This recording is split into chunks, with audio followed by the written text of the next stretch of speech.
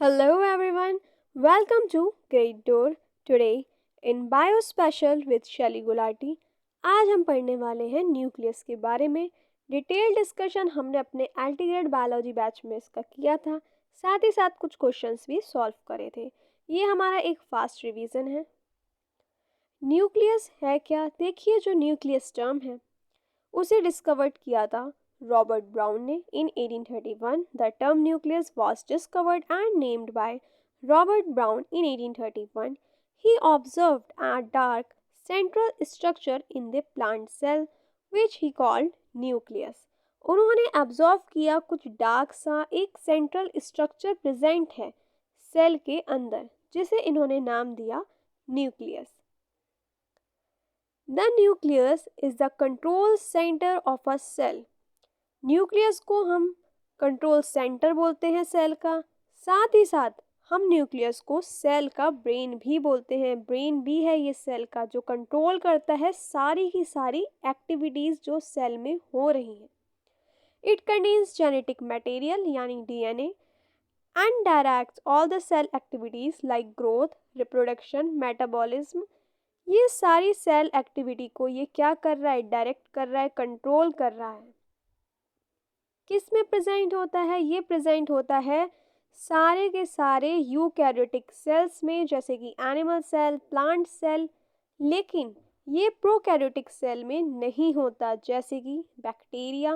जितने भी बैक्टीरिया हैं वो सारे के सारे प्रोकैरियोट्स हैं, सभी प्रोकैरियोटिक सेल में ही आते हैं. सारे यूनिसेलुलर हैं, सिंगल सेल से बने हैं, लेकिन सेल्फ सफिशिएंट भी हैं अपने सर्वाइवल के लिए.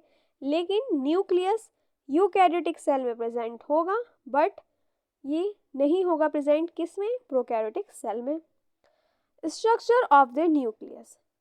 पहला है न्यूक्लियर मेम्ब्रेन, जिसे हम न्यूक्लियर एनवेलप भी कहते हैं. ये एक डबल लेयर्ड मेम्ब्रेन है जो न्यूक्लियस के सराउंड होती है. इसमें छोटे छोटे पोर्स होते हैं. इट हैज़ स्मॉल पोर्स, जिसे हम न्यूक्लियर पोर्स भी कहते हैं, जो अलाउ करते हैं एक्सचेंज किसका? मटेरियल का, जैसे कि आरएनए एंड प्रोटीन. किसके बीच में होता है? ये होता है न्यूक्लियस और साइटोप्लाज्म के बीच. साइटोप्लाज्म फिर से बता दूं, ये एक जेली लाइक फ्लूइड होता है, एक स्ट्रक्चर होता है. सारी की सारी केमिकल रिएक्शन इसमें ही होती हैं और ये सेल के अंदर प्रेजेंट होता है. नेक्स्ट वन, न्यूक्लियोप्लाज्म, जिसे हम न्यूक्लियर सैप भी कहते हैं. ये एक जेल लाइक स्ट्रक्चर है जो न्यूक्लियस के अंदर प्रेजेंट होता है, where chromatin and the nucleolus are suspended. Chromatin and chromosome. Chromatin is made up of DNA and protein. Chromatin किसका बना है? डीएनए और प्रोटीन का है. सेल डिवीजन के दौरान, during cell division, chromatin condenses to carry genetic information. Chromatin क्या होगा? कंडेंस होगा, ताकि वो जेनेटिक इंफॉर्मेशन को कैरी कर सके. नेक्स्ट है हमारा न्यूक्लियोलस. ये एक डेंस स्ट्रक्चर है जो न्यूक्लियस के अंदर प्रेजेंट होता है. यही रिस्पॉन्सिबल है फॉर मेकिंग राइबोसोम्स, और राइबोसोम किस में हेल्प करते हैं? प्रोटीन सिंथेसिस में. ये सब हम डिटेल में पढ़ चुके हैं अपनी क्लास में. नहीं लियो आप, अगर अटेंड नहीं करियो एल्टीग्रेड बायोलॉजी बैच की क्लासेस, देन प्लीज़ अटेंड कर लीजिए. डेली होती है, डेली नहीं एक्चुअली मंडे टू फ्राइडे होती है 11 AM मॉर्निंग में. और हमारे हर सैटरडे को, एवरी सैटरडे शाम को 5 बजे हम प्रैक्टिस सीरीज करते हैं, सारे प्रीवियस ईयर के क्वेश्चन सॉल्व करते हैं. Now nuclear membrane. Nuclear membrane also called the nuclear envelope. Double layered membrane है ये, जो न्यूक्लियस के सराउंड होती है इन यूकैरियोटिक सेल. सेपरेट करती है यही मेम्ब्रेन न्यूक्लियस को साइटोप्लाज्म से. साइटोप्लाज्म और न्यूक्लियस को यही मेम्ब्रेन है जो सेपरेट कर रही है और कंट्रोल करती है कि न्यूक्लियस के अंदर कौन आएगा और कौन जाएगा. देखिए, जब हमने सेल के बारे में पढ़ा था तो उसमें थी हमारी सेल मेम्ब्रेन, जिसे हम प्लाज्मा मेम्ब्रेन भी कहते हैं. वही कंट्रोल करती थी कि कौन अंदर करेगा, सेल के अंदर जाएगा, कौन सेल के बाहर जाएगा. सेम न्यूक्लियस पे जो कंट्रोल करेगी वो होगी हमारी न्यूक्लियर मेम्ब्रेन. यही कंट्रोल करेगी कौन अंदर आएगा, कौन जाएगा बाहर.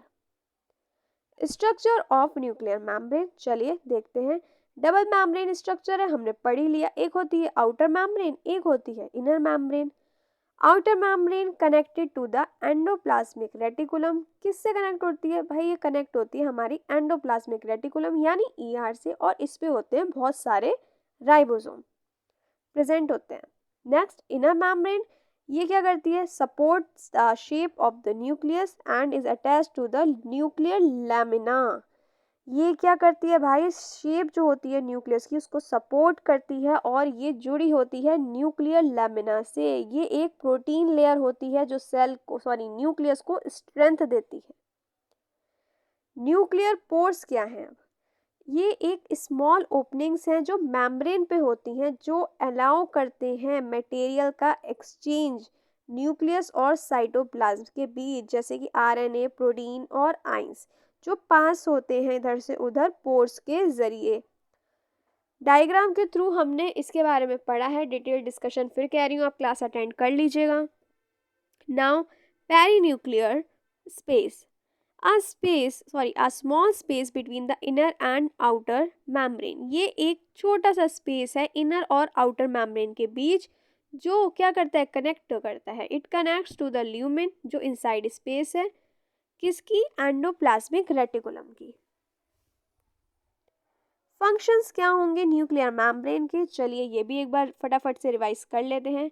Protect the nucleus, act as barrier to keep the nucleus safe from the rest of the cell. ये एक न्यूक्लियस को प्रोटेक्ट करती है बाकी जो सेल है उससे, कंट्रोल करती है क्या? एक्सचेंज ऑफ मटेरियल, जो इंपॉर्टेंट मॉलिक्यूल्स हैं वो मूव करेंगे क्या? इन एंड आउट न्यूक्लियस से। किसके ज़रिए? न्यूक्लियर पोर्स के ज़रिए अंदर और बाहर होगा, एक्सचेंज होगा। मेंटेन करेगी न्यूक्लियर की शेप को। जो इनर मेम्ब्रेन होगी वो स्ट्रक्चरल सपोर्ट प्रोवाइड करेगी न्यूक्लियस को। Play a role in cell division during cell division, mitosis and meiosis. देखिए इसके बारे में डिटेल डिस्कशन हो चुका है, क्या है माइटोसिस, क्या है मियोसिस। नहीं आपको पता हो देन प्लीज़ अटेंड कर लीजिए क्लास। तो चलिए आगे देखते हैं। The nuclear membrane break down and then reform after the division is complete. Cell division के दौरान जो न्यूक्लियर मेम्ब्रेन होगी ना वो ब्रेक हो जाएगी, और फिर रिफॉर्म कब होगी? जब डिवीजन क्या होगा? कंप्लीट हो जाएगा।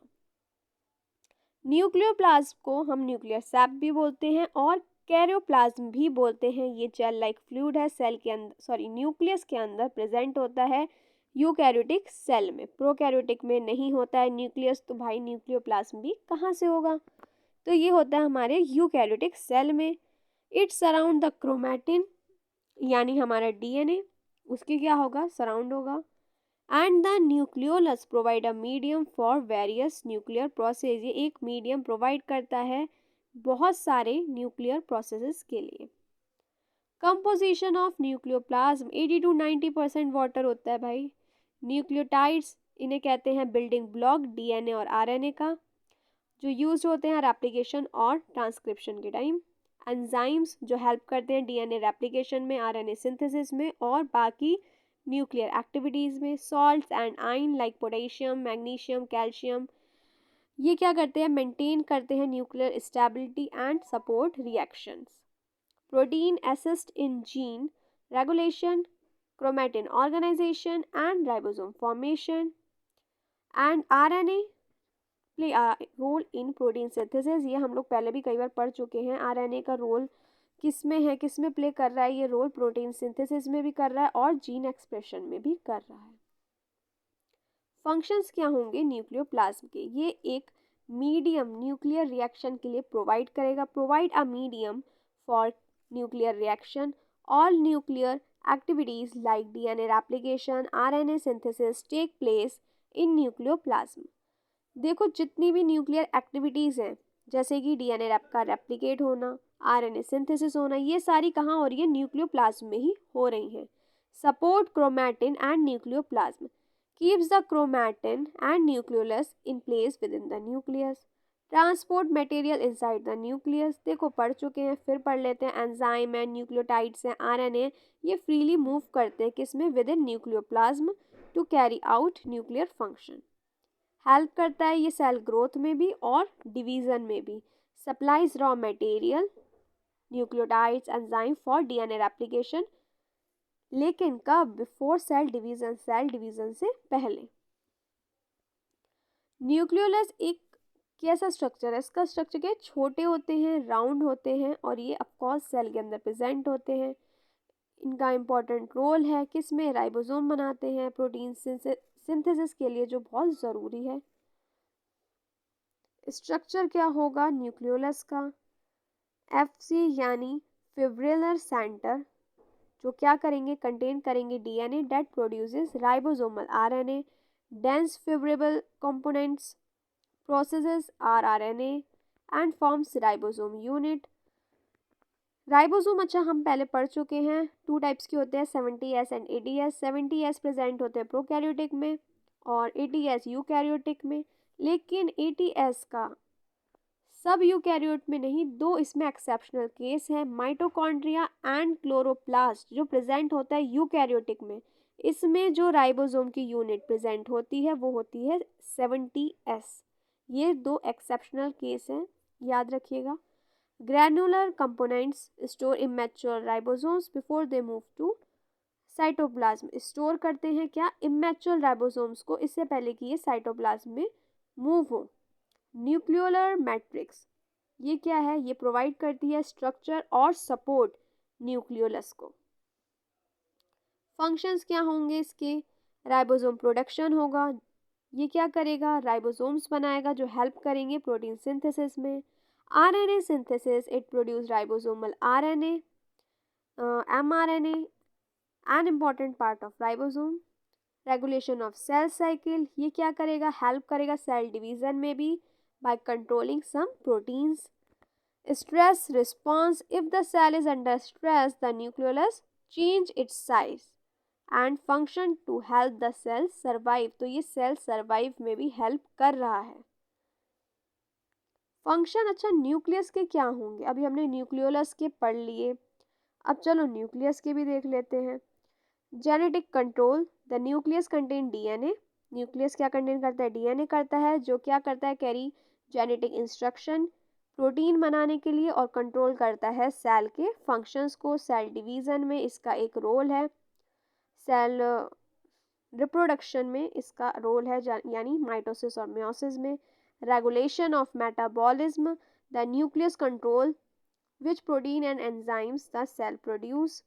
Ribosome production, the nucleolus inside the nucleus, जो न्यूक्लियोलस प्रेजेंट है किसमें? सेल न्यूक्लियस के अंदर, वो राइबोसोम बनाएगा जो कि एसेंशियल हैं, ज़रूरी हैं प्रोटीन सिंथेसिस के लिए। चलिए यहीं पे हमारी क्लास समाप्त होती है। अच्छी लगी class? Then please like share and subscribe and thank you for watching.